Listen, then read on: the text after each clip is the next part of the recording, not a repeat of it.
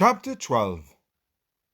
Now about that time Herod the king stretched forth his hands to vex certain of the church. And he killed James, the brother of John, with the sword. And because he saw it pleased the Jews, he proceeded further to take Peter also. Then were the days of unleavened bread. And when he had apprehended him, he put him in prison, and delivered him to 4 quaternions of soldiers to keep him, intending after Easter to bring him forth to the people. Peter therefore was kept in prison, but prayer was made without ceasing of the church unto God for him. And when Herod would have brought him forth, the same night Peter was sleeping between 2 soldiers, bound with chains, and the keepers before the door kept the prison. And behold, the angel of the Lord came upon him, and a light shined in the prison. And he smote Peter on the side, and raised him up, saying, Arise up quickly.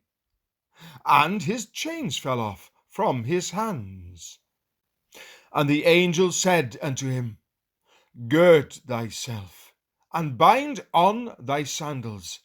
And so he did. And he saith unto him, Cast thy garment about thee, and follow me. And he went out and followed him, and wist not that it was true which was done by the angel, but thought he saw a vision. When they were past the first and second ward, they came unto the iron gate that leadeth unto the city, which opened to them of his own accord. And they went out and passed on through one street, and forthwith the angel departed from him. And when Peter was come to himself, he said, Now I know of a surety that the Lord hath sent his angel, and hath delivered me out of the hand of Herod, and from all the expectation of the people of the Jews. And when he had considered the thing, he came to the house of Mary, the mother of John, whose surname was Mark, where many were gathered together praying. And as Peter knocked at the door of the gate, a damsel came to hearken, named Rhoda. And when she knew Peter's voice, she opened not the gate for gladness, but ran in, and told how Peter stood before the gate. And they said unto her, Thou art mad. But she constantly affirmed that it was even so. Then said they, It is an angel. But Peter continued knocking, and when they had opened the door and saw him, they were astonished. But he, beckoning unto them with the hand to hold their peace, declared unto them how the Lord had brought him out of the prison. And he said, Go show these things unto James and to the brethren. And he departed, and went into another place.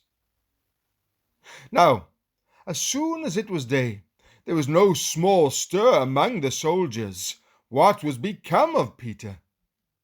And when Herod had sought for him, and found him not, he examined the keepers, and commanded that they should be put to death.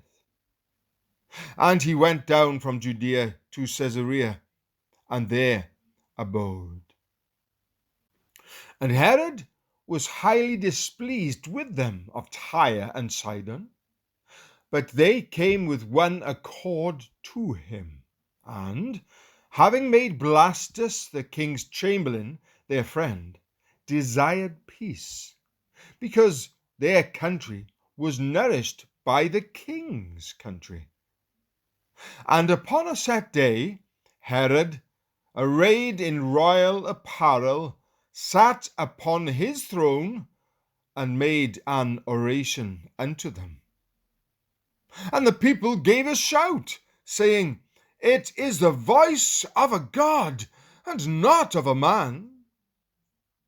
And immediately the angel of the Lord smote him, because he gave not God the glory.